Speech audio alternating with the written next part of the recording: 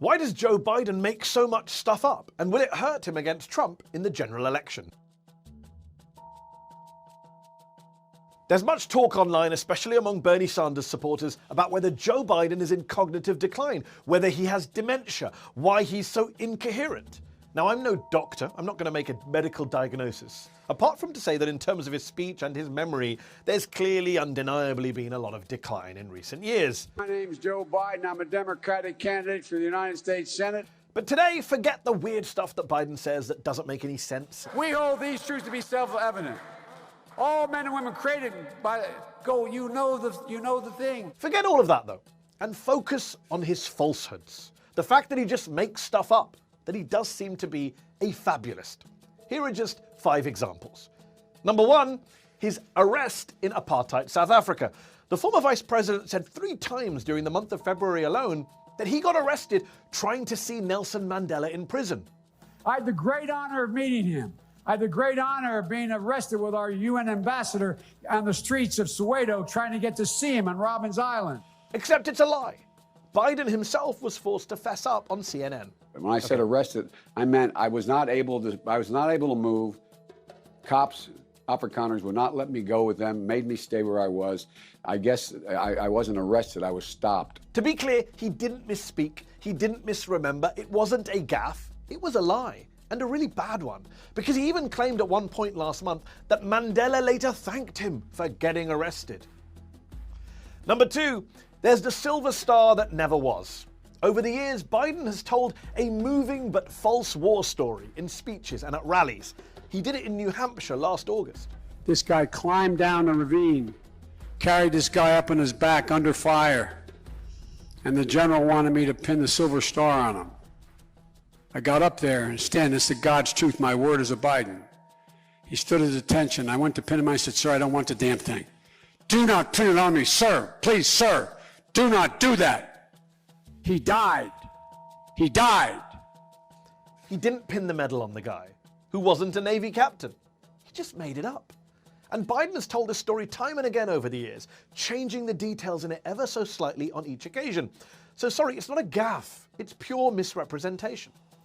Then there's Iraq, where the former vice president says he only voted for the war because the Bush administration tricked him. I made a mistake. I said it 14 years ago. I trusted George Bush to keep his word. He said he was not going to go into Iraq. Except Biden was calling for war with Saddam Hussein in 1998. The only way we're going to get rid of Saddam Hussein, and it's going to require guys like you in uniform to be back on foot in the desert, taking taking Saddam down.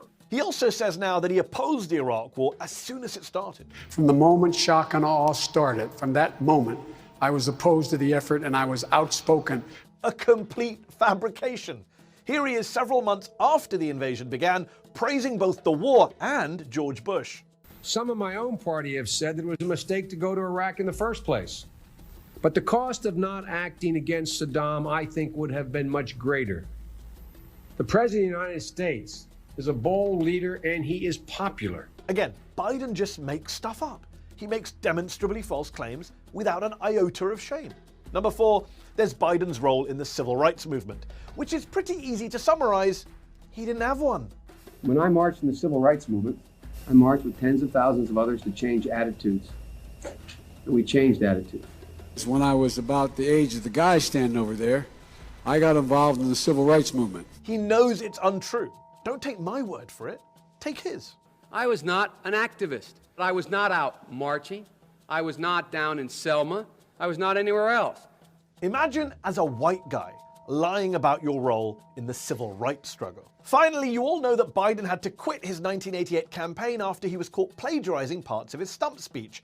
But Biden also lied about his grades. I think I probably have a much higher IQ than you do, I suspect. The first year in law school, I decided I didn't want to be in law school and ended up in the bottom 2/3 of my class, and then decided I wanted to stay, went back to law school, and in fact ended up in the top half of my class. In fact, he graduated 76th in a law school class of 85 students.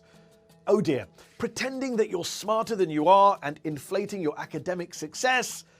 Who does that remind you of? I've also heard I was first in my class at the Wharton School of Finance. And sometimes when you hear it, you don't say anything. You just let it go. Trump didn't come top of his class either.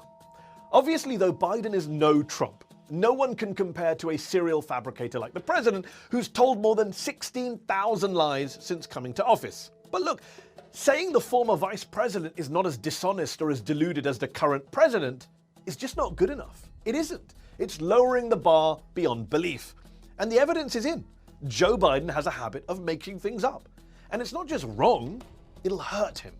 Because if you think the guy who made up getting arrested in South Africa, who falsely claimed to have marched in the civil rights movement, if you think he's the safe candidate against Trump, then I'm sorry, but you're lying to yourself.